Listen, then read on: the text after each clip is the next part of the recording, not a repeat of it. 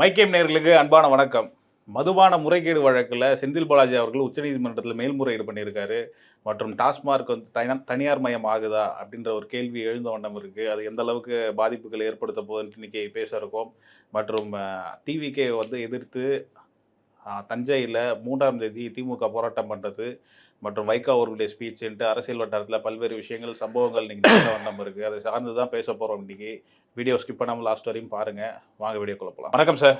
வணக்கம். இந்த மதுபான முறைகேடு வழக்கில் டிவிஎஸ்சி நேற்று ரைடு போனாங்க. ரைடு போயிட்டு செந்தில் பாலாஜி முதல் குற்றவாளின்ட்டு சம்மந்தப்பட்ட அதிகாரிகளை குற்றவாளி லிஸ்ட்டில் சேர்த்துருக்காங்க. அந்த லிஸ்ட்டில் அந்த சொல்லப்பட்ட குற்றங்கள்லாம் ஆல்ரெடி இடி கேஸில் முன்னாடி சொல்லப்பட்ட விஷயங்கள் அப்படின்ட்டு சொல்லியிருக்காங்க. ஆனால் இடிக்கு வந்து சுப்ரீம் கோர்ட் தடை போட்டிருக்கு. இந்த கேஸ் செல்லாது அப்படின்ட்டு பல பத்திரிகையாளர்கள்லாம் சொல்கிறாங்க. இதில் என்ன சார், என்ன உண்மை நிலவரம்? இது அமலாக்கத்துறை ஒரு வழக்கை கையில் எடுக்குது. அந்த வழக்குக்கு எப்படி உள்ளே வராங்கன்னா, நம்ம ஏற்கனவே பேசியிருக்கோம். கேஎன் நேரு சம்மந்தப்பட்ட விவகாரங்களில் ரெய்டு போகிறாங்க. அவர் தம்பி ரவிச்சந்திரன் இதெல்லாம். அப்படி ரெய்டு போகும்பொழுது அவங்களுக்கு சில ஆவணங்கள்லாம் கிடைக்குது. அந்த ஆவணங்களை பார்க்கும்பொழுது மதுபான இதில் டாஸ்மாகில் என்னென்ன பிரச்சனைன்னு தெரியுது. அதை ஒட்டி ஒரு ரெய்டு போகிறாங்க. ரெய்டு போய் விசாகன் எல்லாம் விசாரிக்கிறாங்க. 2 நாள் இங்கே வந்துட்டு என்ன அந்த மாதிரி ஐயோயோ ஊழியர்களை தொல்லைப்படுத்துகிறார்கள் அப்படி இப்படின்னப்போ இங்கே சென்னை ஹைகோர்ட்டே சொல்லிச்சு, என்ன கேட்டால் பதில் சொல்லு, என்ன தொல்லை பண்ணுறாங்க, கேள்வி தானே கேட்குறாங்க அப்படி இப்படின்னாங்க. அப்புறம் அதை எடுத்துட்டாங்க, இதை எடுத்துட்டாங்க, அது பண்ணால் அதெல்லாம் விசாரணை கரெக்டு தான்ட்டாங்க. நீ என்ன எங்களுக்கு அங்கே இருக்கிறாரு பெரியப்பான்ட்டு சுப்ரீம் கோர்ட்டை போய் அங்கே போன உடனே அப்போ அது வந்து விடுமுறை கால நீதிமன்றம். இப்படி போன உடனே அவர் 7 செகண்டில் கொடுத்துட்டு போயின்னுட்டார்.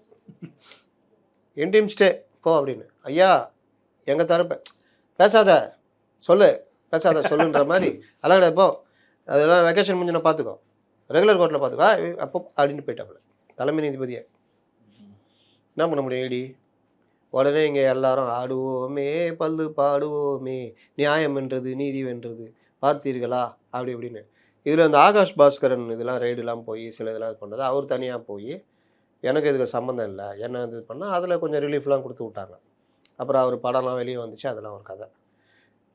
நான் பார்த்தீங்களா நீதி வென்றது நியாயம் வென்றதுன்னு திமுக சைடெலாம் பேசியிருந்தாங்க. இன்னும் பல பேர் இடிக்கு தடை, இனி ஒன்றும் பண்ண முடியாது, எதுவுமே கிடையாது. அந்த நேரத்தில் இடிக்கு இன்டீம் ஸ்டே தான், இடைக்கால தடை. அது என்னன்னா நீங்கள் இனி மேற்கொண்டு முன்னெடுப்புகள் எதுவும் எடுக்கக்கூடாது அப்படின்னு விசாரிச்சுட்டு நாங்கள் சொல்கிறோம், அதுக்கப்புறம் பண்ணிங்கன்னு. கரெக்டாக இடி வெயிட் பண்ணிகிட்டு இருக்குது. விடுமுறை முடிஞ்சு நீதிமன்றம் தொடங்கினோன்னே விசாரணை ஆரம்பிக்குது. இடி வச்சு செய்யுது. யார்கிட்ட சொல்கிறீங்க? எங்களுக்கு இந்த ரைட்ஸ் இருக்குது, பிஎம்எல் ஆக்டில் பண பரிமாற்றம் நடந்திருந்தால் எங்களுக்கு இந்த மாதிரி விசாரிக்கிறதுக்கு ரைடு போட்டு எங்களுக்கு ரைட்ஸ் இருக்குது, நாங்கள் அதில் இவ்வளோ எடுத்திருக்கோம், இவ்வளோ குற்றச்சாட்டு வச்சுருக்கோம். அதுக்கு இவ்வளோ சொன்ன பிறகு நம்மளாம் என்ன எதிர்பார்க்குறோன்னா நீதிமன்றம் ஸ்டேவை ரிவோக் பண்ணிவிடுவோம் அப்படின்ட்டு. ஆனால் நடந்தது என்னென்னா, உங்களுக்கு அவ்வளோ அதிகாரம் இருக்கா, ரைட்டு, அப்போ நீங்கள் என்ன பண்ணுறீங்க, அந்த இடி வழக்கு ஒன்று தனியாக நடந்துகிட்ருக்கு. அது பல ஆண்டுகளாக நடந்துகிட்ருக்கு. 2003 நடக்குதுன்னு நினைக்கிறேன். விஜய் மண்டல் வெர்சஸ் இடி. அது என்னென்னா இந்த பிஎம்எல் ஆக்டு இவ்வளோ கடுமையாக இருக்குது, இதுக்கு வந்து உள்ள பிடிச்சி போட்டாங்கன்னா அதில் ஜாமீன் வந்து நீங்கள் தான் நிரூபிக்கணும், நிரபராதி இதெல்லாம். அதில் வந்து வாக்குமூலம் இசிஐஆரில் பிஎம்எல் ஆக்டில் வாங்கினாங்கன்னா ஒன்ஸ் வாக்குமூலம் கொடுத்தா மாற்றி கொடுக்க முடியாது, இதுதான் வாக்குமூலம். இந்த மாதிரி பல இது இருக்குது, ஜாமீன் கிடையாது, பெயில் கிடைக்கிறது கஷ்டம். நீங்கள் அது பல இதெல்லாம் விஷயம் இருக்குது, இதெல்லாம் ஓவர் அதிகாரம் கொடுத்துருக்கீங்க அப்படி இப்படின்னு. இந்த வழக்கில் சமீபத்தில் 2020 நினைக்கிறேன் நீதிமன்றம் ஒரு தீர்ப்பு கொடுத்தது. அதில் என்னென்னா பிஎம்எல் ஆக்ட் பிரகாரம் இடி கொடுக்கப்பட்டிருக்க இந்த இது வந்து கரெக்டு தான் அப்படின்னு. ஏன் இதுனா பிஎம்எல் ஆக்ட் நான் திரும்ப சொல்கிறேன், இங்கே செந்தில் பாலாஜி அரெஸ்ட் பண்ணுறதுக்கோ வைத்தியலிங்கத்தை அரெஸ்ட் பண்ணுறதுக்கோ அதுக்கான சட்டமே இது இல்லை. சர்வதேச சட்டங்கள், இப்போ என்டிபிஎஸ் போதைப்பொருள் கடத்தல் தடுப்பு சட்டம், இதுவும் பிஎம்எல் ஆக்டு பண பரிமாற்ற தடுப்பு சட்டம், இது ரெண்டுமே சர்வதேச சட்டம். போதைப் பொருளும் பரிமாற்றமும் ஒன்றுக்கு ஒன்று தொடர்புடையது. போதைப் பொருள் இப்போ ஒரு தீவிரவாத இயக்கம் நடந்தது, இதெல்லாம் ஆப்கானிஸ்தான் பாகிஸ்தான்லேருந்து இந்தியாவுக்குள்ளே போதைப் பொருளை கடத்துகிறாங்க. இந்த சைடு சைனா பர்மா பார்டர்லேருந்து கடத்துகிறாங்க. இது உள்ளே வந்து இங்கே பணமாக மாறுது. பணமாக மாறுறது ஏதோ ஒரு வகையில் பண பரிமாற்றமாக அங்கே மீண்டும் அங்க ஹவாலா போகுது. மூலிமா ஹவாலா போய் சேருது அவர்களுக்கு பணமாக. அதை வைத்து அவர்கள் ஆயுதம் வாங்குறாங்க. இங்கே பணமாக மாறுறது. இங்கே இருக்கிற குழுக்களுக்கும் பல்வேறு தீவிரவாத செயல்களுக்கு பல அரசியல் விரோத தேச விரோத நடவடிக்கைகளுக்கு பணமாக கொடுக்கப்படுது. இது என்டிபிஎஸ், போதை மருந்து கடத்தல். அதன் மூலமாக பணம் உருவாகி அந்த பணம் பரிமாற்றம் போகிறது பிஎம்எல். PML. இது சர்வதேச அளவில் நடக்குது. நம்ம ஜாபர் சாதிக் மாட்டினார்ல, ம். அவர் இங்கே இருந்து ஏற்றுமதி பண்ணார். தமிழன் தன் திறமையை காமிச்சிட்டான். அது அமெரிக்கா ஆஸ்திரேலியாலாம் ஏற்றுமதின்றா. அங்கே இருக்கிற போதைப்பொருள் கடத்தல் தடுப்பு பிரிவு இருக்குல்ல, அவங்க வந்து இங்கே தகவல் கொடுக்குறாங்க. அதுக்கப்புறம் டெல்லியில் வச்சு பிடிக்கிறாங்க. அப்போ இங்கேருந்து வெளிநாடுகளுக்கு ஏற்றுமதி ஆகுது போகுதுன்னா, இது போதைப் பொருள்ன்றது சர்வதேச அளவில் ஒரு பெரிய பிரச்சனையாக மாறுதா? மெக்சிகோ தான் இதுடைய பெரிய இது. பொலிவியா, இது எல்லாமே வந்து உலகத்தில் போதைப் பொருளுக்கான ஒரு இது எல்லாமே பல நாடுகளில் தீவிரவாத செயல் பல விஷயங்களுக்கு இளைஞர்களை சீரழிக்கிறது. ஒரு தலைமுறையை அபிநியுத்தம்னுவாங்க. அதெல்லாம் படித்தா ஒரு பெரிய வரலாறு. அப்போ அந்த மாதிரி இது. இன்னொன்று இந்த பிஎம்எல் ஆக்ட் இருக்குல்ல, இது மாதிரி ஒவ்வொரு நாட்டிலையும் இப்போ நம்மள்ட்ட இடி இருக்குது. ஒவ்வொரு நாட்டிலையும் ஒவ்வொரு அமைப்பு பேர் இருக்கும். அந்த அமைப்பு அந்த சட்டம் இது எல்லாமே. அப்போ இது எவ்வளோ பெரிய சட்டம்? இதை கொண்டு வந்து இங்கே செந்தில் பாலாஜிக்கு எதிராக இதுன்னா இது ஏதோ தமாதுண்டு சட்டம்ன்ற மாதிரி நினச்சிக்கிறாங்க. புரியுதா? அப்போ இந்த பிஎம்எல் ஆக்டுக்கு எதிராக வழக்கு போடுறாங்க பவருக்கு. அப்போ இந்த பிஎம்எல்ஏக்கு ஆக்டுக்கு எவ்வளோ பவர் கொடுத்தால் இது பண்ண முடியும் அப்படின்றது ரொம்ப முக்கியம். அப்போ இந்த விவகாரத்தில் பிஎம்எல் ஆக்டுக்கு எதிராக போட்ட அந்த வழக்கு தொடர்ந்து வருதுன்னு சொன்னல, நடுவில் கரெக்டுன்னாங்க, மறுபடியும் வேறு ஏதோ ஒரு வழக்கு போட்டுன்னு இருக்காங்க. அப்போ வரும்பொழுது அதற்கான தீர்ப்பு ஒரு இடைக்கால தீர்ப்பு வரும்னு வச்சிங்களேன். அந்த தீர்ப்பு எப்போ வருதோ அன்னைக்கு நீ அதை வச்சு நீ முடிவு பண்ணிக்கிட்டு போயிட்டார். அவர் ரிட்டையர் ஆகி போயிட்டார். இப்போ அந்த வழக்கு அப்படியே நிற்கிது. இப்போ இந்த கவர்மெண்ட் வந்தோன்னா அங்கே போய் ரிவா கேட்டுருக்கணும், நாங்கள் வாபஸ் வாங்கிக்கிறோம் அதான் சொல்லிட்டு. ஆனால் தமிழ்நாடு அரசு தான் வழக்கு போட்டது. டாஸ்மாக் எல்லாம் அது பண்ணியிருந்தா கூட கொஞ்சம் ஸ்பீடப் ஆகிருக்கணும் வச்சுக்கோங்க. இப்போது இந்த வழக்கு இப்போ ஈடிக்கு என்ன தடை? அடுத்த கட்டமாக நீங்கள் மூவ் பண்ணக்கூடாது, அவ்வளோதான் தடை. அந்த தடை கூட நீங்கி இருக்கணும். அந்த தடையை நீக்கவும் இல்லை, அதுக்கு ஒரு மாதிரி அந்தரில் விட்டு போயிட்டாங்க. இப்போ இங்கே வர்றேன், லஞ்ச ஒழிப்புத்துறை இந்த கவர்மெண்ட்டு சேம் இதே பேட்டர்னில் ரைடு போகிறாங்க. 41 இடங்களில் ரைடு. அது டிஆர் பாலு ஆலை உட்பட ஆலைகள் எல்லா இதுலேயும் சம்மந்தப்பட்டவர்கள், அலுவலகங்கள், அதிகாரிகள்லாம் அன்றைக்கி யார் யார் அதில் குற்றவாளிகள் இருந்தாங்களோ அவங்க எல்லாருமே இதில் இருக்காங்க. இதில் வந்து பார்த்தீங்கன்னா நீங்கள் செந்தில் பாலாஜி முதல் குற்றவாளி, 2வது விசாகன் ஐஏஎஸ், 3வது டாஸ்மார்க் அதிகாரிகள், அதுக்கப்புறம் கார்த்தின்னு ஒருத்தர், அதுக்கப்புறம் கார்த்தின்றவர் தான் பெரிய அளவில் இதெல்லாம் பண்ணியிருக்காரு. அதை நான் இது வரும்போது சொல்கிறேன். அப்புறம் ரத்தீஷ்ன்றவர் எல்லா மட்டத்துலேயும் அதிகார மையமாக எல்லா இதுலேயுமே இருந்திருக்காரு. அப்போ இந்த விவகாரம் வந்து பெருசாகுது. இப்போ இதை ரொம்ப சிம்பிளிஃபை பண்ணணும்ல. ஒன்றும் இல்லை, பழி வாங்கலாம். நேற்றுலாம் பார்த்தீங்கன்னா, நேற்று நான் சொன்ன காலில் இவங்க டிபேட் எப்படி போவாங்கன்னு, அரசியலாக பழி வாங்கலாம். என்ன பழி வாங்கல? நான் பத்மஸ்ரீ பட்டமாக கொடுப்பாங்க. சூப்பராக பண்ணிக்கிறீங்க, அப்பா உனக்கு பத்மஸ்ரீ, விசாகனுக்கு கலைமாமணி, ரத்தீஷுக்கு அதுக்கேற்ற மாதிரி இப்படியா கொடுப்பாங்க? அப்போ நடவடிக்கை எடுத்தால் அப்போ ஒரு போதை மருந்து வைக்கிறோன்னு போலீஸ் பிடிச்சிட்டு போகுது. அந்த ஏரியாவில் தெருவில் இருக்கிறவங்க, சார் நில்லுங்க சார், இது முன்விரோதமாக பழி வாங்கலாம் அப்படின்னு. தம்பி கிட்டவா போட மாத்திரை விற்றுக்கிறா, முன்விரோதமாக பழி வாங்கலாம், நாயை ஜாமீனில் எடுக்கிற வழியை பாரு போ அப்படின்ட்டு போவாங்க தானே. ஆனால் இங்கே உட்காந்துட்டு நீங்கள் சொல்லுங்கள் செந்தில், இது வந்து எப்படி பார்க்குறீங்க நீங்கள்? கண்ணால் தான் பார்க்குறோம்ல. அப்போது இந்த வழக்கில் உடனே நம்மெல்லாம் மதிக்கிற ஒரு மூத்த பத்திரிகையாளர் உடனே அவரு நினச்சிக்காதீங்க, இவர் வேற ஒருத்தர். சரி, இவர் வந்து ஷியாம், என் பேர் சொல்லலாம் என்ன, தராஸ் ஷியாம், அவர் வந்து அப்படி அப்படி அப்படி அப்படி அப்படி அப்படியே உருட்டுறாரு. மொத்தத்தில் பார்த்தா திமுக ஆதரவு இந்த மாதிரி அது இது போகுது. அப்படியே டைவர்ட் பண்ணி வேற எங்கேயோ கூட்டு போயிட்டார். ஆனால் இன்னொரு பத்திரிகையாளர் ட்வீட் பண்ணுறாரு, அவர் பயங்கரமான இது. அவர் என்ன சொல்கிறாருன்னா, டாஸ்மாக்கு விவகாரத்தில் இடி என்ன குற்றச்சாட்டை வச்சதோ ஈஸியாக என்ன இருக்கோ அதே தான் இவர்களும் வச்சுருக்காங்க. பின்ன என்ன பண்ணுவாங்க? சார் என்ன பண்ணப்பா சார், வந்தார் சார், சரி கதவு தட்டினார் சார், சரி திறந்த உடனே இவ்வளோ பெரிய கத்தி எடுத்து காமிச்சார் சார், நாங்கள் ஒன்றுமே பண்ண முடியல, 2 பேரையும் இப்படி பண்ணார் சார், 2 பேர் கையிலே வெட்டு விழுந்துச்சு, கீழே விழுந்துட்டோம் சார், நேராக உள்ளே போனார் சார், அங்கே இருக்கிற அந்த அம்மாவை பிடிச்சி இழுத்து கழுத்துலேயே 2 வெட்டு வெட்டினார் சார், அங்கேயே செத்து போயிடுச்சு சார், வெளியே வந்து ரோட்டில் வந்தோன்னா ஒரு பைக் வந்து சார், அவனை கத்தி காமிச்ச மாதிரி அந்த பைக்கில் தப்பிச்சு போயிட்டார் சார். இது இடி. இப்போ டிவிஎஸ்சி எடுக்குது. டிவிஎஸ்சி என்ன எடுக்கும்?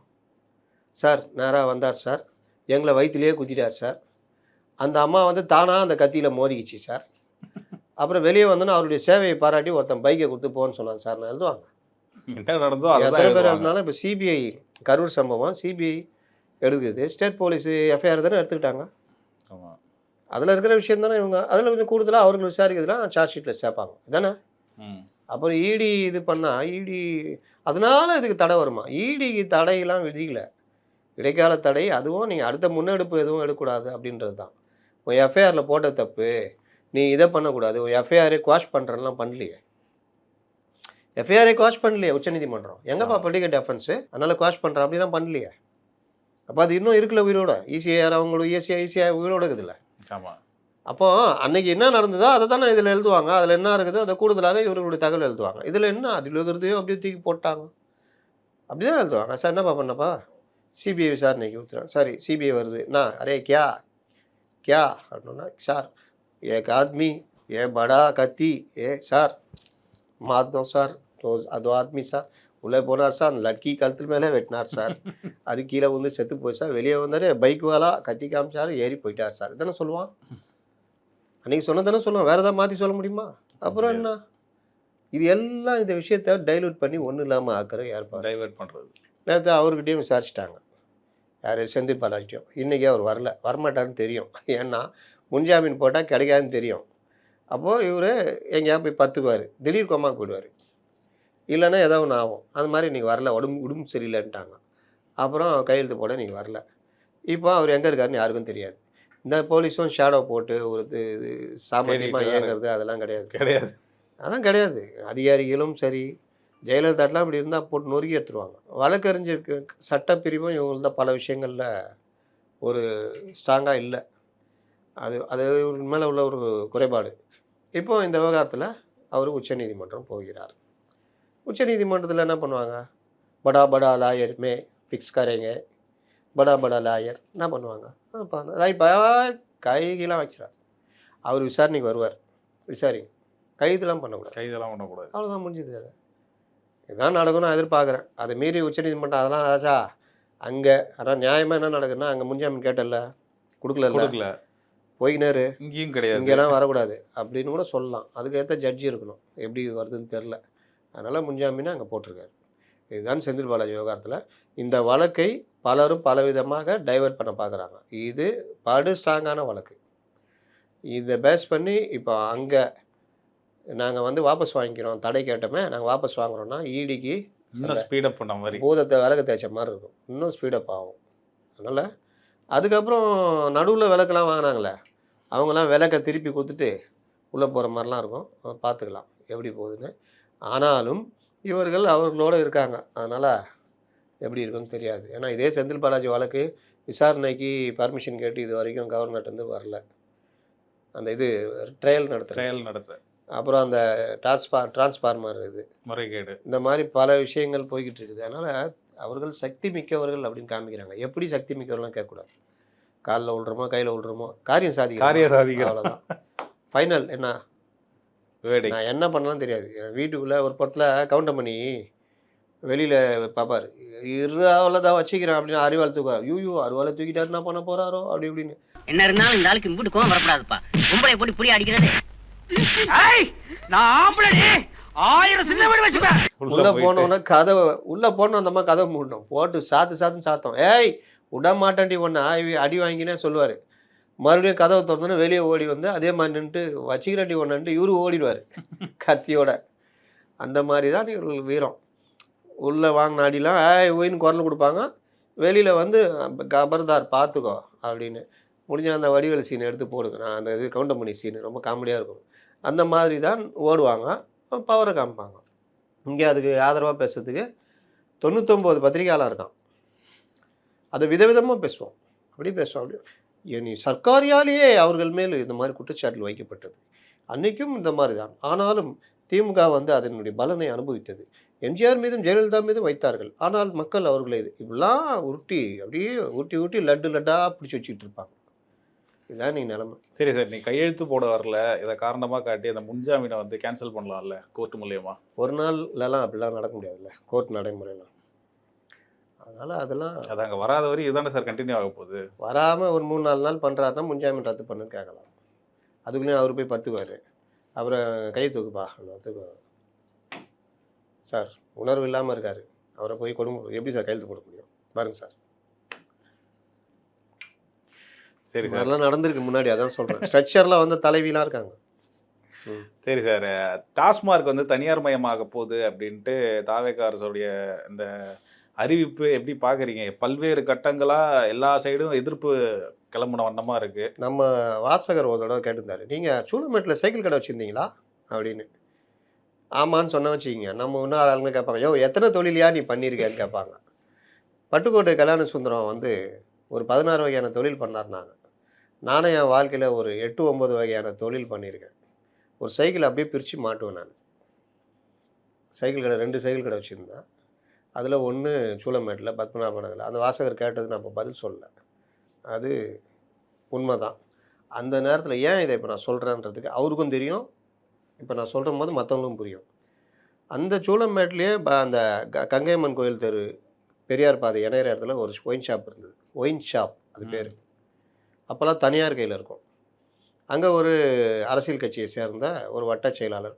அது எனக்கு இப்போ ரஞ்சித் படம்லாம் பார்க்கும்போது, சில படங்கள் பார்க்கும்போது, இந்த அம்பாசிடர் காரில் இந்த ரவுடிசம் பண்ணுறவங்க வருவாங்களா, இந்த கட்சி தலைவர் மாதிரி வருவாங்க, அதெல்லாம் பார்க்கும்போது எனக்கு அந்த ஞாபகம் தான் வரும். அவர் ஒரு அம்பாசிடர் கார் வச்சுருந்தார்.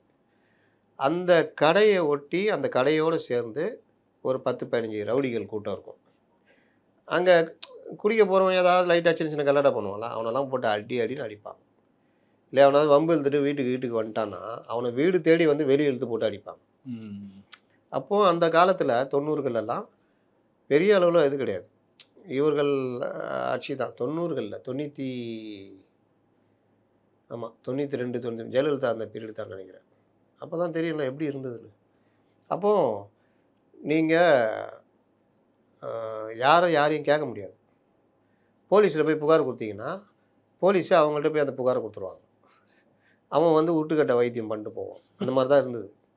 அப்போ நான் ஏன் சைக்கிள் கடை அதுன்னு சொல்கிறேன்னா, நான் எங்கள் சைக்கிளை ஒருத்தன் எடுத்துகிட்டு போனவன். சைக்கிள் கடை வைக்கிறவங்க தொல்லையை பற்றி எழுதணுன்னா ஒரு பெரிய கதையை எழுதலாம். வடிவேலு ஒரு படத்தில் பண்ணுவாப்ல, எங்கே போயிட்டேன், இங்கே தானே அவன் முன்னாடி இங்கே இருக்கேன் அங்கே இருக்கேன், அவர்கிட்ட பீடி வாங்குறேன், அதை கொடுக்குறேன், அக்கௌண்ட் வச்சுக்கிறேன், ஏன்னா அவருன்னு எதாவது சொல்லிட்டாரா, நான் விடாமையாக போயிட்டேன் வாடகை எடுக்கும் போது. அந்த மாதிரிலாம் நடந்திருக்குது. சில பேரை வெளுத்துருக்கோம், சில பேர்ட்ட கெஞ்சி கூத்தாடுவோம், சில பேர்ட்ட எப்போ வாடகையே தரத்தோட சைக்கிளை கொடுத்துட்டு போப்பான்னு வாங்க. அந்த மாதிரிலாம் நடக்கும். அப்போது முறையாக பண்ணுறவங்க இருப்பாங்க, கரெக்டாக எடுத்து கரெக்டாக விட்றவங்களாம். அந்த மாதிரி ஒருத்தர் மது பிரியர் எடுத்துகிட்டு போயிட்டு அவ்வளோதான், அவரையும் கண்டுபிடிக்க முடியல. 5 நாள் 6 நாள் ஒரு நாள் அவரை பிடிச்சி கேட்டால் இதுன்றார், எங்கே சைக்கிளை விட்டான்னு அவருக்கே தெரியல. கடைசியில் ஒருத்தர் வந்து இன்னொரு மது பிரியர் வந்து சொல்கிறாரு, நம்ம சைக்கிள் ஹயர் சைக்கிள்லாம் இப்போ யாருக்கும் தெரியாது அவ்வளோவா. ஹயர் சைக்கிளில் பின்னாடி கேரியரா எந்த சைக்கிள் கடையோ அந்த கடையுடைய இனிஷியல் இருக்கும். நான் இருந்த புதுப்பேட்டையில் சின்ன பையனாக இருந்ததில் எஸ்கேஎம்னு சைக்கிள்னு ஒரு இது பெரிய அளவு ஃபேமஸ். அந்த குடும்பமே அவ்வளோ 100கணக்கான சைக்கிள் வச்சுருந்தாங்க, சின்ன சைக்கிள்லேருந்து பெரிய சைக்கிள் வரைக்கும். ஜிஎம் சைக்கிள், ஜிஎம்சின்னு சொல்லிட்டு அந்த இது எங்கே அவங்க சைக்கிள் அங்கே ஒயின் ஷாப்பில் கிடக்குதுங்க. சரின்ட்டு போய் கேட்டால் அவங்க மச்சான் தான் அந்த கடையை பார்த்துக்கிறார். அவர் உலகத்துலேயே அவர் இப்படி, ஏன்னா அவ்வளோ பேர்கிட்ட துட்டு புழங்குதில்ல, அவ்வளோ பேர் கெஞ்சி கூத்தாடுவாங்க. அவர்கிட்ட போய் இது பண்ணால் அவர் பெருசாக எதிர்பார்க்குறாரு. அது எப்படி நம்மளால் கொடுக்க முடியும்? சைக்கிளை எடுத்துகிட்டு போனவன் விட்டு போயிட்டான், சைக்கிளை அவர் கடையிலேருந்து எடுத்துகிட்டு போகிறதுக்கு அவருக்கு பர்மிஷன். அப்புறம் ஒரு 100 ரூபா கொடுத்தா 100 ரூபா கிழிச்சு போட்டார். அவருக்கு அது சாதாரண விஷயம். அன்றைக்கி 100 ரூபா பெரிய விஷயம். ஒரு சைக்கிளை மிஞ்சி போனால் 1800 2000 இருக்கும். 1200 நினைக்கிறேன், அவ்வளோதான், கிழிச்சு போட்டார். அந்த சைக்கிளு அவன் எடுத்துகிட்டு போனால அதுலேருந்து 10 நாள் வாடகை எடுத்தா கூட 10 ரூபான்னு வச்சா கூட 100 ரூபா 10 நாள் வாடகை இருக்கும். அதை கொடுத்தா கூட அவர் அப்புறம் அவர் இதோட கட்டையெல்லாம் பிடிச்சி அப்புறம் சைக்கிளை கொடுத்து அனுப்பிச்சாங்க. அவர் அப்படியே ஏதோ நமக்கு சகாயம் செய்கிற மாதிரி. அந்த இதுதான் இதுக்கு பேருன்னா லோக்கல் ரவுடிசம். அது என்ன கடை? Wine shop. பக்கத்துலேயே பாரு, கண்டபடி குடிக்கலாம், அது பண்ணலாம், லைட்டு கீட்லாம் போட்டு அதுன்னு. அந்த ஓனரு ரவுடிகள் செட்டை வச்சுக்கிட்டு அவர் ஊருக்குள்ளே அப்படி வருவார் போவார். இதே மாதிரி தான் சென்னையில் எல்லா இடமும், தமிழ்நாட்டிலையும். அப்போ ஒவ்வொரு அரசியல்வாதியும் ஒரு வட்டம்னா அவருக்கு 2 ஒயின் ஷாப் இருந்தால் தான் அவருக்கு மரியாதை. பகுதினா 4, 5 ஒயின் ஷாப் இருக்கணும். மாவட்டம்னா சொல்லவே தேவையில்ல. மாவட்டத்தில் அவருக்கு 20, 30, 50 டெய்லி இந்த வசூலை. அப்போ ஒயின் ஷாப்னா நீங்கள் பார்த்தீங்கன்னா அவங்க இஷ்டத்துக்கு தான் சரக்கு. இதில் ரேட் ஃபிக்ஸ் பண்ணுறதும். ரேட் ஃபிக்ஸ் பண்ண மாட்டாங்க. அதுக்கு பதிலாக வேறு சரக்குகள் உள்ளே வரும். ம். பேரலல் சரக்குகள். யார் அவங்கள கண்காணிக்கிறது? மதுவிலக்குத்துறை அதிகாரிகள். அவங்கள நீங்கள் கண்காணிச்சிட்டா முடிஞ்சிச்சு. கள்ளச்சாராயமும் இதுக்குள்ளே வரும்ல. ஆமாம், அதை தான் சொல்கிறேன். வேறு வகை சாராயம் வரும். அப்புறம் பாண்டிச்சேரிலேருந்து கடத்திட்டு வந்து இங்கே விற்பாங்க. 2வது பிடிக்க வேண்டியது ஆள் யார்? போலீஸு. இவங்க பண்ணுற ரவுடி இந்த தட்டி கேட்க வேண்டிய ஆள் யார்? போலீஸு. அவர்களுக்கு வேண்டியதை கவனிச்சுட்டு அவங்களும் போயிடுவாங்க. வேணா 2 சாத்து அவங்களும் சேர்த்து சாத்திட்டு போவாங்க நம்மளை. இப்படித்தான் ஒயின் ஷாப்புன்றது முழுவதுமே பரவி இதன் மூலியமாக அங்கங்கே லோக்கல் மாஃபியாக்கள், அரசியல்வாதிகள் துணையோட அரசியல்வாதிகள் ரவுடி செட்டு வச்சு ஒரு பெரிய சட்டம் ஒழுங்கு பிரச்சனையாக ஆகிற அளவுக்கு ஆச்சு. இன்னொன்று இவர்கள் பலபலா அது இதுன்னு போட்டு வைக்கிறது இதெல்லாம் சின்ன சின்ன பசங்களாம் போய் குடிக்க ஆரம்பித்து இது ஒரு பக்கம். இது எல்லாம் டான்ஸு ரெக்கார்ட் டான்ஸு போடாத குறை தான். மற்ற எல்லாமே இருந்தது. ஊருக்குள்ளே இவனும் இதை வச்சு முறைகேடாக சம்பாரிச்சுக்கிட்டு இவன் ஒரு அதிகார மையமாக ஊருக்கு 2 பேர், வட்டத்துக்கு 2 பேர் உருவாகிக்கிட்டு பண்ணியிருந்தானுங்க. இவனுங்க பண்ணுற ரவுடிஸை யாரும் கேட்க முடியாது. இதெல்லாம் தேவையா? இப்போ சொல்லுங்கள், தனியார் மையம் தேவையா டாஸ்மாகில்? மதுவிலக்கு அப்படின்றாங்க. இன்றைக்கி டாஸ்மாகை எடுத்துக்கிட்டிங்கன்னா பல இடங்களில் பாரோடு இருக்கும். ஈவினிங் ஹவர்ஸில் போய் பாருங்கள், எங்கே இருந்தால் இவ்வளோ பைக் வருமோ தெரியாது. இருக்கிற வேலையெல்லாம் விட்டு அங்கே தான் பைக்கு குறுக்க விட்டு அவன் வாட்டில் உள்ளே போய் உக்காந்துட்டு இருப்பான். டிராஃபிக் ஜாம் ஆகிட்டுருக்கும். அப்போது இந்த மாதிரி சாதாரண நடக்கும்போதே உள்ளனா நீங்கள் தனியார் இதுன்னா பார்த்துங்க, ஒயின் ஷாப் இதுன்னு. தனியார் இன்னொன்று எத்தனை ஒயின் ஷாப் தனியார் பார் தான். இப்போ இருக்க தனியார் பார் தான். ஆனால் அது ஒரு வரம்புரைக்கு உட்பட்டு இருக்குது. இப்போது இதில் என்ன குற்றச்சாட்டு வைக்கிறாங்க? பாரு மூட்டிங்கன்னு சொன்னீங்க, ஆனால் 284 பாரு சட்டவிரோதமாக இயங்கி இருக்குது. அப்போ அந்த காசு எல்லாம் எங்கே போச்சு? இந்த மாதிரி பல குற்றச்சாட்டுகள் இவங்க மேலே சேம் இதே தான் வரும். இதை விட மோசமாக வரும். தாவேகா கட்சிக்காரங்க எல்லாம் தனித்தனி மாஃபியாக்களாக மாறிடுவாங்க. ஒவ்வொரு வட்டமும் பகுதியும் மாவட்டமும் ஆளுக்கு இத்தனை ஒயின் ஷாப்னு வச்சுக்கிட்டு எல்லாம் பண்ணுவாங்க. இது தேவையா? இது எரியிற நேரத்தில் எண்ணெயை ஊற்றுற மாதிரி தானே கதை. இன்னும் சட்ட ஒழுங்கு பாதிப்பு வரும். இன்னும் மோசமாக போயிடும். இன்னும் ஒரு நாள் அவங்க உள்ள மாத்திரை வைக்க ஆரம்பிச்சிடுவோம். மாத்திரை, கஞ்சா. தலைவரை ஒரு பாட்டில் போதுமா? இல்லை தலைவரை ரைட். அப்படி யார் கேட்க முடியும்? ஏன்னா அங்கே போனால் சரக்கு வாங்கலாம். அப்போ அங்கே மாத்திரை வச்சு விற்றா யார் கேட்பா? டாஸ்மாகில் விற்க முடியுமா? டாஸ்மாகில் அதிகபட்ச பிரச்சனை என்ன? பாட்டிலுக்கு 10 ரூபா வாங்குறாங்க தானே? ஆமாம். 10 ரூபாலேருந்து 20 ரூபா 30 ரூபா வாங்க. அது கூட இன்றைக்கி எம்ஆர்பி ரேட்டில் விற்கிறோன்னு வந்திருக்காங்க. அப்போது அந்த முறையை கொண்டு வந்து இந்த கவர்மெண்ட்டை பாராட்டலாம். அப்போது இந்த மாதிரி விவகாரத்தில் இதுக்கு நீங்கள் துணை போனீங்கன்னா, அந்த காலத்தில் இது கிடையாது. அதிகபட்சம் கஞ்சா அடிக்கிறவங்க ஒரு ஓரமாக உட்காந்து தெரியாமல் யாருக்கு தெரியாமல் அடிச்சுக்கிட்டு இருப்பான். இன்றைக்கி அப்படியா இருக்குது? கஞ்சா இல்லாத உலகம் இது. அப்போ நீங்கள் தனியார் கையில் ஒயின் ஷாப் இதை கையில் கொடுத்தீங்கன்னா அவங்க அது மட்டும் தான் விற்பான்னு யார் உதாரணம் கொடுக்குறது? இல்லை இது தடுப்பாங்க, போலீஸ் தடுத்துரும், அவங்க தடுத்துரும், நீங்கள் உத்தரவாதம் கொடுக்க முடியுமா? இப்போ எவ்வளோ மோசமாக போகுது இந்த வேலையே பண்ண. இன்னொன்று அரசு வருமானம் கிடையாது, இதிலெல்லாம் வருமானம் கிடைக்காது. அதனால தான் அன்புமணி மற்றவர்கள்லாம் இதை எதிர்க்கிறாங்க. இந்த டிடிவி நீங்கள் அறிக்கை விட்டுருக்காரு. எல்லாரும் இதை பார்த்தவங்க கண்கூடா. நீங்கள் 90ஸில் இருந்தவர்கள்லாம், அதாவது இப்போது ஒரு 50 வயசு 55 வயசு இருக்கிற குடிமகன்களில் மற்றவங்கள கேட்டிங்கன்னா சொல்லுவாங்க இது எவ்வளோ அநியாயங்கள்லாம் நடந்தது அப்படின்னு. டாஸ்மாக் மாறணுன்னா அதிகபட்சம் இந்த டிராஃபிக் ஜாமு அங்கங்கே இதுதான் தவிர வேறு எதுவும் பெருசாக கிடையாது. அவனா கம்பி கட்டுக்குள்ளே இருக்கிறான், இன்னும் கேட்டால் இவனை கை விட்டு அவனை முறைப்பான், அடிப்பான், அது கூட செய்வான்.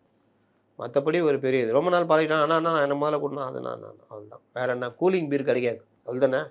ஒயின் ஷாப்பில் அது கிடைக்கும், நல்லா கிடைக்கும். இது ஒன்றுக்காக எல்லாத்தையும் போட்டு அரக வைக்க முடியுமா? நேற்றே பேசலாம்னு நினச்சோம், நேற்று அப்படியே ஜாஸ்தி பிரச்சனைலாம் விட்டுட்டோம். இவ்வளோ பிரச்சனை இருக்குங்க இதுக்கு பின்னாடி. அதனால் ஒரு குடிமகனாய் நான் சொல்கிறது சிட்டிசனாக சொல்கிறேன், அந்த குடிமகனாக சொல்ல, இது ரொம்ப டேஞ்சர். அதான் அதனால தான் தனியாருக்கு விடாதீங்க. எஸ்வி சார் கூட போட்டிருக்காரு, ஒரு ஆட்டிசம் பாதித்த குழந்தைக்கு நான் வந்து என்னுடைய வாக்கிங் நண்பர்கள் வன்னியரசு விக்னேஷ் கிட்டம் நான் வந்து கோரிக்கை வச்சேன், உடனடியாக சிகிச்சைக்கு அவங்க ஏற்பாடு பண்ணால் ரொம்ப நன்றி அப்படின்னு போட்டிருக்காரு எஸ்வி சேகர். நான் இதான் சாக்குன்னு, ஐயா எஸ்வி சேகர் அவர்களே உங்கள் வாக்கிங் நண்பர் விக்னேஷ் கிட்ட சொல்லுங்கள், இந்த தனியார் இது மதுபான இது தனியார் கொடுக்குறது ரொம்ப டேஞ்சர்னு சொல்லுங்க. ஏன்னா அவருக்கும் தெரியும், அந்த காலத்தில் அவரும் பார்த்துருப்பார்ல. பூரண மது விலக்குன்ற விஷயத்தை நோக்கி போகணுன்ற இந்த டைமில் அது ஒரு பக்கம் மூடினாங்க, ஒரு மறுபடியும் ரிவர்ஸ் போகிறாங்க. reverse இந்த அநியாயம்லாம் நடந்ததை பார்த்து தாங்க ஜெயலலிதா 2003 டாஸ்மாகை கொண்டு வந்தாங்க. கரெக்டாக நீங்கள் ஆளாளுக்கு தனித்தனி முதலாளிங்க தனித்தனி தீவுகளாக அதிகார மையங்களாக மாறுறீங்க, இவ்வளோ அயோக்கியத்தனம் பண்ணுறீங்கன்னா தான் கட் பண்ணி விட்டாங்க. சரி சார். மேகதாது அணை விவகாரத்தில் ராகுல் காந்தி மேகதாது அணை கட்ட மாட்டாங்க அப்படின்ட்டு அவரே சொல்லணும். நிக்கோபார் அந்தமான் நிக்கோபார் தீவில் நடக்கக்கூடிய ப்ராஜெக்ட்டுக்கெல்லாம் குரல் கொடுக்குறாரு, இங்கேயும் குரல் கொடுக்கணும், 1ஆம் தேதி வரும்போது டேரெக்டாக சொல்லணுன்ட்டு அன்புமணி நல்லா அவர்கள் சொல்லுவார், நல்லா சொல்லுவார். இங்கே வந்து ஏதாவது இந்த நீட்டுக்கு எதுக்காவது பேசிட்டு போவார். கரெக்டான கோரிக்கை அது. பேட்டாவா நம்ம பத்திரிகாரன் கேட்பானா?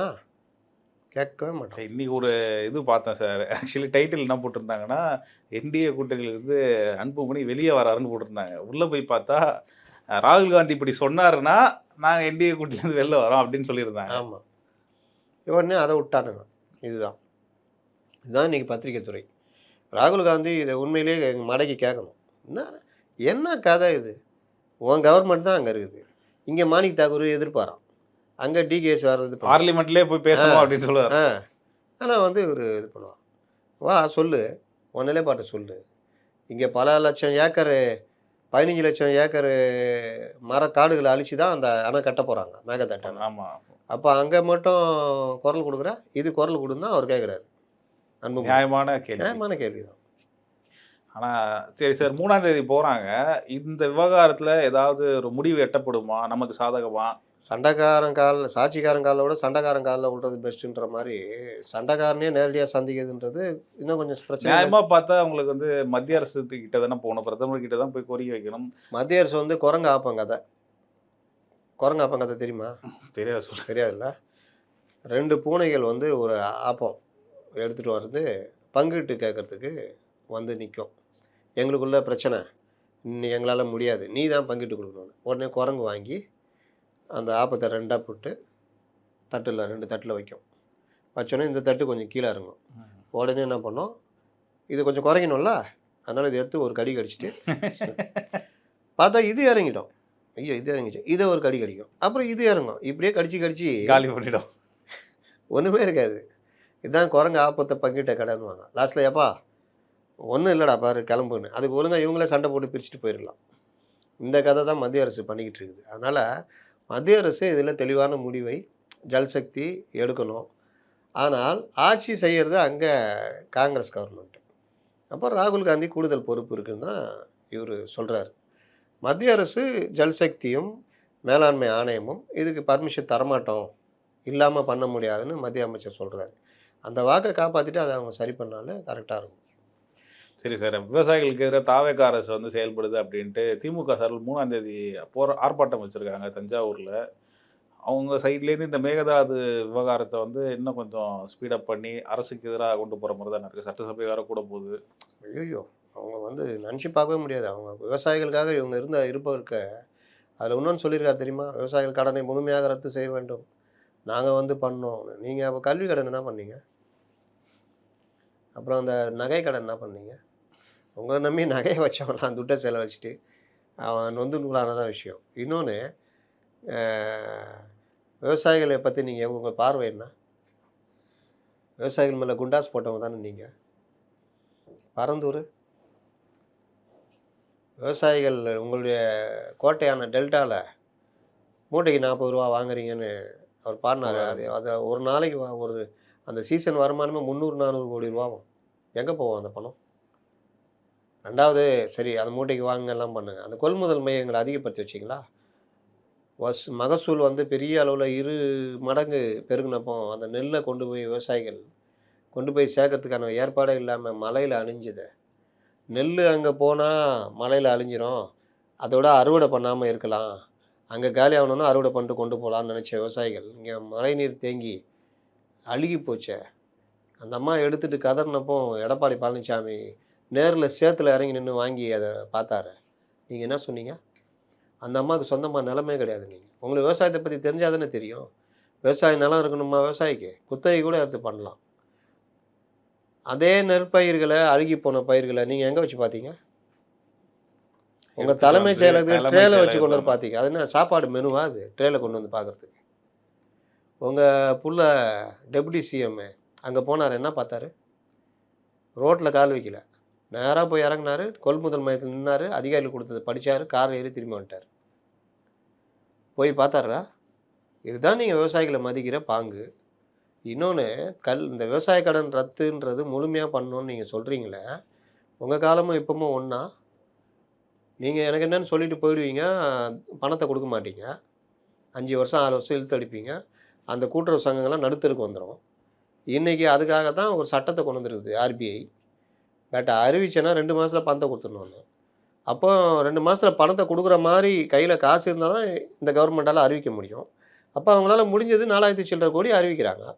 12,000 சில்லரை கோடி அவங்கள்ட்ட இல்லை. சிக்கல் எவ்வளோ விஷயங்கள் தான் அவங்க பண்ண முடியும். அப்போ எதை பண்ணுறாங்கன்னா, நீ தெரிஞ்சே இந்த இதை போட்டு சொல்கிறேன்னா எவ்வளோ சுயநலம் உனக்கு. அதுவும் 3ஆம் தேதியா? ஏன் 2ஆம் தேதி பண்ணால் வரமாட்டாங்களா யாரும் வெளியே? ஏன் 3ஆம் தேதி பண்ணுறாங்க? 3ஆம் தேதி அவர் கர்நாடகா போகிறாரு. இவங்க போராட்டினாலும் அதை நீர்த்து போயிடும். அவன் டிஆர்பிக்கு பார்ப்பான். விஜய் போனால் நல்லா இருக்குதா? போ. நேற்று போனார்ல சினிமா ஸ்டைலில், அப்படி வந்து அப்படி பார்த்தீங்களா நேற்று? அப்புறம் அந்த ட்ரெயினில் அந்த அம்மாவை கட்டி பிடிக்கிறதுன்னா, என் பையன் அந்த மாதிரி இருந்தான். இது எல்லாம் வெளியே ரீல்ஸாக வந்தோன்னா ஆகும். இன்னும் கரடியாக கற்றுனாலும் அங்கேருந்து எடுப்படாது. எப்படிங்கிறார் பாருங்க.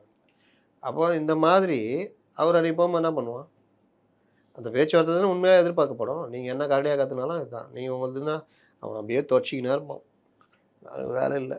வெயிலில் வந்து விவசாயிகளுக்கு போராட சொல்கிறாங்க. எப்படா முடியும்? காரில் ஏசியை போட்டு வை, 16ல் வை, உட்காரணும் அப்படின்னு. இப்படிதான். அதனால் இவருடைய போலி விவசாயம்னா மேகதாட்டுக்கு 5 வருஷம் போராட வேண்டியது. இப்போ உட்காந்து மேகதாட்டுன்றீங்க. 5 வருஷமாக என்ன பண்ணியிருந்தீங்க?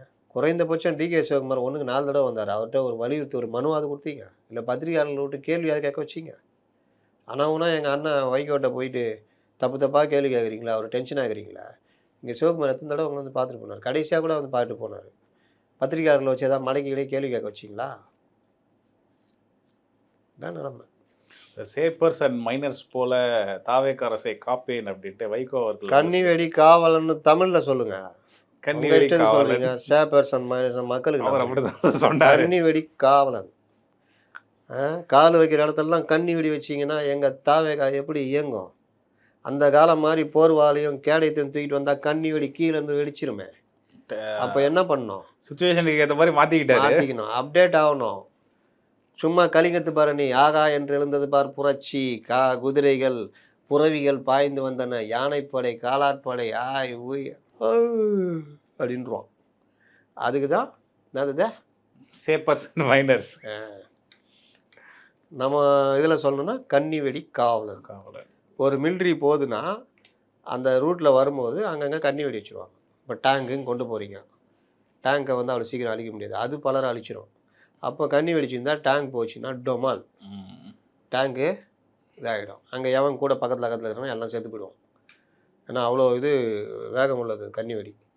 அந்த கன்னி வெடியில் காலை வச்சிட்டிங்கன்னா, காலை எடுத்திங்கன்னா வெடிச்சிடும். அதை எடுக்கிறதுக்குன்னே ஒரு டீம் வரும். அது வரைக்கும் நீங்கள் அங்கே தான் நிற்கணும். இந்த மாதிரி பல பிரச்சனை இருக்குது கன்னி வெடியில். அப்போ அந்த கன்னி வெடி அகற்றுறதுன்னு ஒரு டீம் இருக்குது. அதுதான் முன்னாடி போயிடும், அப்படியே போவோம், எங்கெங்கே இருக்கோ அதை ரிமூவ் பண்ணிட்டோம். அந்த வேலையை நான் பார்க்குறேன்றார்.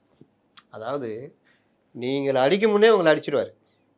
எங்கே ஒன்றுமே காணுமே. இன்னைக்கு கூட அறிக்கை விட்டுருக்காரு ஸ்டாலின். அது பதில் கொடுக்க வேண்டியது கன்னி வெடி காவலா? திமுக ரொம்ப காட்டமாக சொல்லியிருக்காரு சார். ஐயோ ஆட்சி போச்சு, ஐயோ அதிகாரம் போச்சு, ஐயோ மாமூல் உரிமை, ஐயோ எல்லாம் போச்சு அப்படின்னு புலம்பிக்கிட்டு இருக்காங்க. அதான் கரெக்டு. அவருக்கு தாங்க தெரியும், நமக்கு என்னங்க தெரியும்? அவருக்கு, வீரபாண்டியனுக்கு, சண்முகத்துக்கு, திருமாவளவனுக்கு, இவங்களுக்கு தான் தெரியும் அங்கே என்ன நடந்தது. இல்லை வீரபாண்டியன் அவர்களும் மறந்துடுச்சோ? யார் மறந்துச்சு? அவர் பயங்கர விசுவாசமாக இருக்கிறாரு. அதுதான் கேட்டேன், மறந்துடுச்சா அப்படின்னு கேட்டேன். நாங்கள் வந்து இப்படிக்கிறோம், திராவிடமும் இதுவும் இப்படி. இன்னைக்கு கூட சொல்லிக்கிறாரு, கரப்பாம்பூச்சி எங்களை கேவலமாக திட்டினாங்க, நாங்கள் அவங்கள கேவலமாக திட்டோம், கேவலமாக திட்டது எங்கள் இது. அதுதான் அரசியல், தான் ஜனநாயகம் அப்படி இப்படின்னு. இதெல்லாம் உருட்டு. கரப்பாம்பூச்சி உங்களே ஆச்சு கேவலமாக திட்டினாங்க, அவங்கள அங்கே புகழ்ந்துருந்தாங்க, அப்படியே உங்களுக்கு சந்தோஷமாக இருந்தது. அப்படியே கேவலமாக திட்டினது விஜயை, தாவேகாவை, மற்றவங்கள, மத்திய அரசு அந்த டீம் வந்து உட்காந்துட்டு பண்ணியிருந்தது. நீ எப்போ உங்களை கேவலமாக திட்டினாங்கன்னா, கரப்பாம்பூச்சிலாம் பறந்து போன அப்புறம் எப்பா கிளம்பி போங்கப்பாருன்னா, என்ன புரட்சி கட்சி நேரத்தில் நீயா கூப்பிட்டு உள்ளே உட்கார வச்சா, இப்போ நீயா தோத்துற, அசிங்கமாக இல்லை உனக்கு, இந்த மாதிரிலாம் பண்ணலாமா? நாங்கள் எப்பா இந்த ஈர வெங்காயம்லாம் இங்கே வேணாம், அவன் அகில இந்த லெவலில் போகிறான்னா எதாவது பண்ணலாம் நாங்களும் பார்த்தோம். அந்த கரப்பான்பூச்சியே பறந்து போன அப்புறம் நீங்கள் யாரியா அவங்க மூஞ்சி தான் டெய்லி பார்க்குறமே கிளம்பு கிளம்பு வந்துட்டானுங்க அப்படின்னப்போ தான் அவனுங்க அப்படியே முனங்கிட்டு போனாங்க வெளியே. இதான் நடந்தது. ஆமாம். நம்ம வாசகர்கள் வந்து ஹைப் பண்ணாதவங்க கொஞ்சம் ஹைப் பண்ணுங்கள். நீங்கள் எவ்வளோ ஹைப் பண்ணுறீங்களோ அதை பொறுத்து தான் இந்த கூகுள் அல்காரிதம் வீடியோக்களை தேவையானவர்களோட கொண்டு சேர்க்கும். அறிவுரைலாம் சொல்கிறீங்க, அதே நேரத்தில் இந்த இதுவும் பண்ணாதவங்களை சொல்கிறேன், பண்ணுறவங்கள இல்லை.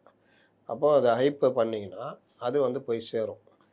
டாப் ஒன்னில் போய்கிட்டு இருக்குது, நல்லா எல்லோரும் பார்த்துக்கிட்டு இருக்காங்க. ஆனால் ஒரு கட்டத்தில் ஸ்டாப் ஆகுதுன்னா இது காரணம் இந்த மாதிரி விஷயங்கள் தான். அப்போ ஹைப் பண்ணுறது, சப்ஸ்கிரைப் பண்ணுறது, சப்ஸ்கிரிப்ஷன்றது ரொம்ப முக்கியம். அது சப்ஸ்கிரைப் பண்ணிங்கன்னா அது வந்து கூடுதலாக எங்களுக்கு ஒரு பலத்தை கொடுக்கும்.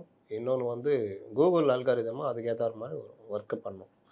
அதனால் ஹைப் அண்ட் சப்ஸ்கிரிப்ஷன்றது ரொம்ப முக்கியம். உங்கள் கமெண்ட்ஸ் எல்லாம் நான் பார்க்குறேன், அதற்கு மிகுந்த மரியாதை கொடுக்குறேன். நல்ல கமெண்ட்ஸ்லாம் வந்து வருது, ரொம்ப அற்புதமான கமெண்ட்ஸு. சிலர் வந்து திருத்துவதற்கு போடுறாங்க, அந்த திருத்துறதை கூட நம்ம எடுத்துக்கிறோம். சிலர் வந்து என்ன சொல்கிறாங்கன்னா, நீங்கள் எல்லாத்துக்கும் பேட்டி கொடுக்கறதுனால தான் உங்களுடைய அந்த பேஜ் வியூ வந்து இன்றைக்கும் ஒரு மாதிரி குறைவாகவே இருக்குது. நீங்கள் எல்லாத்தையும் நிறுத்திட்டு சிலர் மாதிரி நீங்கள் உங்கள் சேனலுக்கு மட்டும் கொடுங்கன்றீங்க. நான் ஒரு கொள்கை வச்சுருக்கேன். அது பணம் சார்ந்த விஷயம் தாண்டி புதிதாக வருபவர்கள், இந்த மாதிரி சின்ன சின்ன இவங்களுக்கெல்லாம் வந்து நம்ம விஷயத்தை வந்து ஸ்ப்ரெட் பண்ணுறதுல தப்பு இல்லைன்னு நினைக்கிறேன். ஏன்னா இன்றைக்கி ஒவ்வொரு விஷயத்தையும் ஒவ்வொருத்தருடைய பார்வை வேறு வேறு மாதிரி இருக்குது. ஒரு நல்ல விஷயத்தை கூட தப்பு தப்பாக ப்ரொஜெக்ட் பண்ணுறாங்க. அப்போ நம்ம ஒரு விஷயத்தை கரெக்டுன்னு கொண்டு போகிறோம்னு நினைக்கிறோன்னா அது ஒரு 10 பேர் மூலயமா வெளியில் போனால் நல்லதுன்னு நினைக்கிறேன். அதனால தான் நான் அதிகமான ஆட்களுக்கு பேட்டி கொடுக்குறதெல்லாம். ஒரே இது விஷயம் திரும்ப வருது அப்படின்னா, ஃபஸ்ட்டு நானும் மனுஷன், 2வது அதை தவிர்க்க பார்க்குறேன், 3வது சில விஷயங்களே சப்ஜெக்டில் திரும்ப எல்லாருமே அதே கேட்கும்பொழுது அதில் கொஞ்சம் மாறுபட்டு கொடுக்க ட்ரை பண்ணுறேன். இதுதான் நடக்குது. சில பேர் சில நோக்கத்துக்காக வருவாங்க, அந்த நோக்கத்தையும் நம்ம மாற்றிட்டு அவங்களுக்கு புத்தி சொல்லி அனுப்புகிறோம்.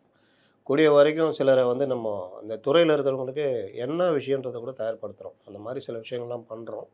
அதனால் வாசகர்களுடைய அந்த அறிவுரையை ஏற்றுக்கிறோம், மதிக்கிறோம். செந்தில் வந்து இந்த ஃபீல்டுக்கே புதுசாக. அப்போ அவர் எப்படி ஒர்க் பண்ணுறாரு, எப்படி டெய்லி ஒவ்வொரு சப்ஜெக்ட் எடுக்கிறாருன்றது நான் பார்க்குறேன்.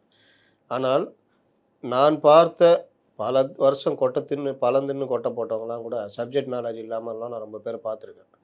கான்செப்டுன்றது தனி, சப்ஜெக்ட் நாலேஜுன்றது தனி. சப்ஜெக்ட் நாலேஜிலேருந்து கான்செப்ட்டுக்கு நீங்கள் மாறினீங்கன்னா நீங்கள் ஒரு சக்ஸஸ் ஃபெல்லோ.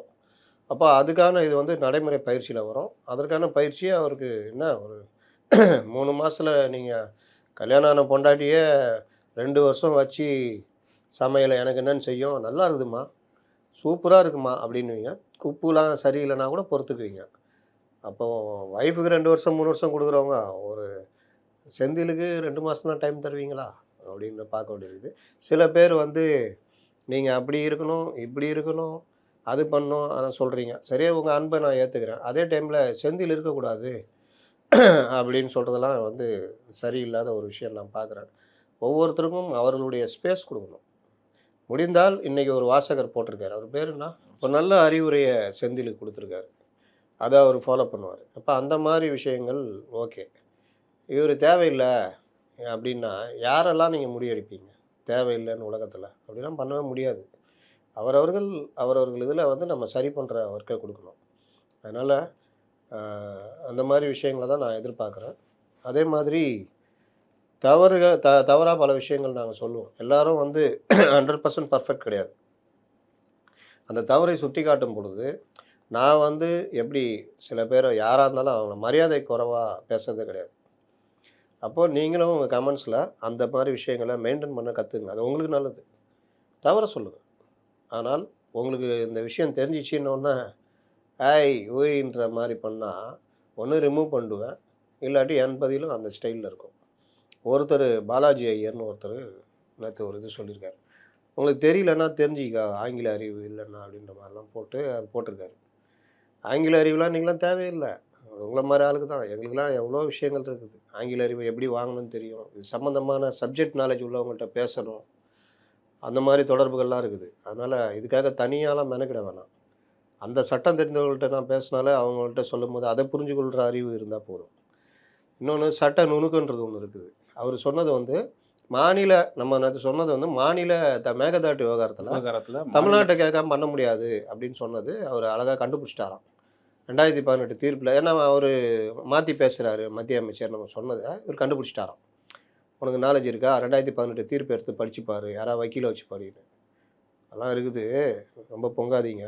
என்ன விஷயம்னா அதில் இருக்க நுணுக்கமான விஷயத்தை போட்டு உருட்டுறதை விட மேலோட்டமாக சொல்கிறோம்.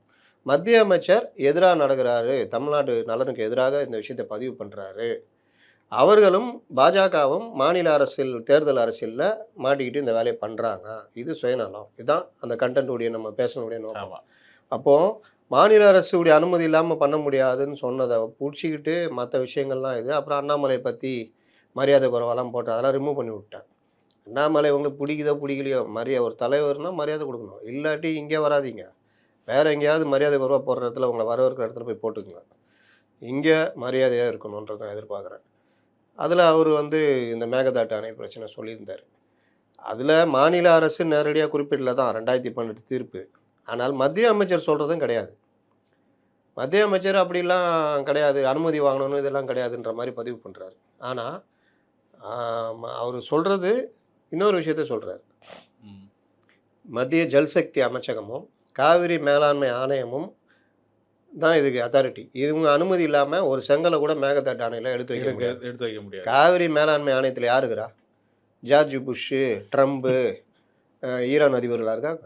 தமிழ்நாடு, மாநிலத்தை சேர்ந்த தமிழ்நாடு, கேரளா, பாண்டிச்சேரி, கர்நாடகா இவங்க தானே இருக்காங்க. அதே மாதிரி இந்த கீழ்ப்படுகை அந்த விவகாரத்தை அவங்க தெரியாதுன்னு எனக்கு ஒரு புத்தி சொல்கிறாரு. உலக அளவிலே அது ஒரு கொள்கை முடிவு. அது எங்கே நதி உற்பத்தி ஆகுதோ அது எங்கெங்கெல்லாம் பாயுதோ அவங்களுக்கு தான் முழு உரிமைன்றது. யாரும் போட்டு தடுக்க முடியாது. அதெல்லாம் தெரிஞ்சுக்குங்க, அப்புறம் வந்துட்டு பொங்குங்க. அதனால் அந்த தீர்ப்பில் இருக்கிற விஷயங்கள் என்னென்னா, ஆணைய அனுமதி இல்லாமல்னா ஆணையத்தில் இவங்கெல்லாம் உறுப்பினர்கள். அதை தான் நான் இப்படி சொல்கிறேன், தமிழ்நாடு அனுமதி இல்லாமல்னு. வார்த்தைக்கு வார்த்தைலாம் உங்களுக்கு விளக்க சொல்கிறதுக்கு நான் என்ன உங்களை லா காலேஜ் ப்ரொஃபஸராக? நான் எனக்கு எது இதுவோ எது வாசகர்களுக்கு புரியுமோ அதை தான் நான் கொண்டு போக முடியும். ஒன்று. இன்னொருத்தர் 1962 நம்ம சொன்னோம்ல சீனா யுத்தம், நம்ம எதுவும் சொன்னோம், மார்க்சிஸ்ட் கம்யூனிஸ்ட் கட்சி சொல்லிச்சு சீனாவோட வீணாக சண்டை போடாதீங்க, நம்மளோட பவராக இருக்கிறான், சமாதான பேச்சு நடக்குது. இதான் நான் பதிவு பண்ணேன். இந்தியா போய் வலிந்து போருக்கு போச்சுன்ற மாதிரி பதிவு பண்ண மாதிரி அவர் உங்களுடைய இதை திணிக்காதீர்கள். தம்பி வினோத்துன்னு நினைக்கிறேன் அவர் பேர். எனக்கு வரலாறு சொல்லித்தராதீங்க. நான் ஒரு விஷயத்தை பதிவு பண்ணுறேன்னா தப்பு இருந்தால் சொல்லுங்கள், நான் அதை செக் பண்ணிட்டு நான் ஒத்துக்கிறேன். ஆனால் இந்த மாதிரி எனக்கு என்னெல்லாம் விட்டக்கூடாது. காவ் வந்து அன்னைக்கு மத்திய உளவுத்துறை வந்து அவர் வச்சாராம். காவ் அப்போ சாதாரண ஆள் ஐபியில். ஆர்என் காவ்ன்றது வந்து அவர் தான் RAW உருவாக்குனது 68. அவர் தான் அந்த RAWடைய தந்தைன்னுவாங்க. அவர் 50களில் அந்த 62களில் அப்போல்லாம் வந்து ஒரு சாதாரண ஐபியில் ஒரு ஊழியர். இன்னொருத்தர் தான் அதுக்கு தலைவராக இருந்தார். அன்றைக்கி ஐபி சொல்லிச்சு, அன்றைக்கி இதெல்லாம் கிடையாது, இவ்வளோ வெளியுறவுத்துறை அந்த இதெல்லாம் கிடையாது, நம்ம போனால் அடி வாங்குவோம், இவ்வளோ பிரச்சனை இருக்குதுன்னு சொன்னாங்க. அதை மீறி தான் அவர்கள் போர் தொடுத்தாங்க. நம்மளும் போருக்கு தயாராக இருந்தோம். இருந்தாலும் நமக்கு கொஞ்சம் சேதம் அதிகமாச்சு. இந்த நேரத்தில் சமாதான பேச்சுவார்த்தைக்கு போகலான்னு மார்க்சிஸ்ட் கம்யூனிஸ்ட் கட்சி சொல்லிச்சு. சீன ஏஜென்ட்டுகள்னு வலது கம்யூனிஸ்ட்டும் முத்திரை கூட்டுச்சு.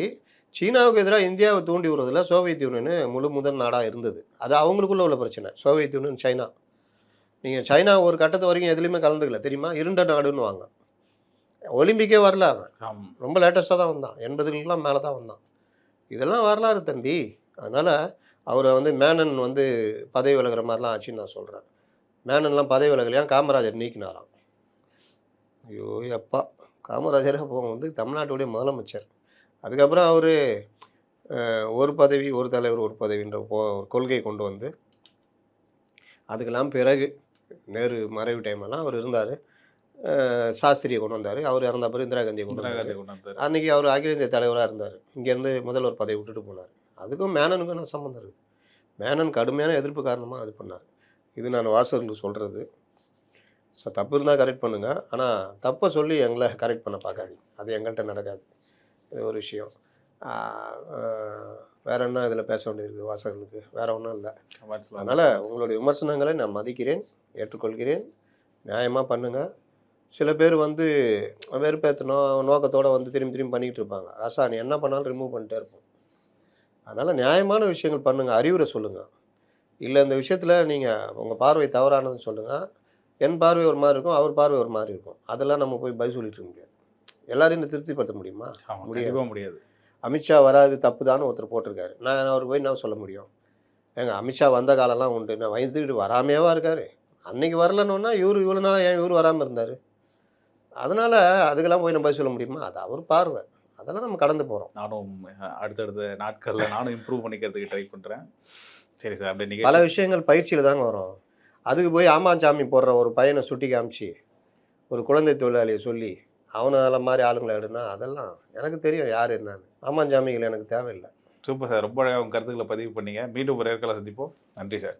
இந்த வீடியோ உங்களுக்கு பிடிச்சிருக்கு நம்புகிறோம். மேலும் இந்த மாதிரி பல விஷயங்களை தெரிஞ்சுக்க மைகேம் சேனலை தொடர்ந்து சப்ஸ்கிரைப் பண்ணி எங்களுக்கு ஆதரவு கொடுங்க. மைகேம் என்டர்டைன்மெண்ட் சேனலையும் தொடர்ந்து ஆதரவு கொடுத்துட்டு வாங்க. அடுத்த வீடியோவில் சந்திப்போம். நன்றி.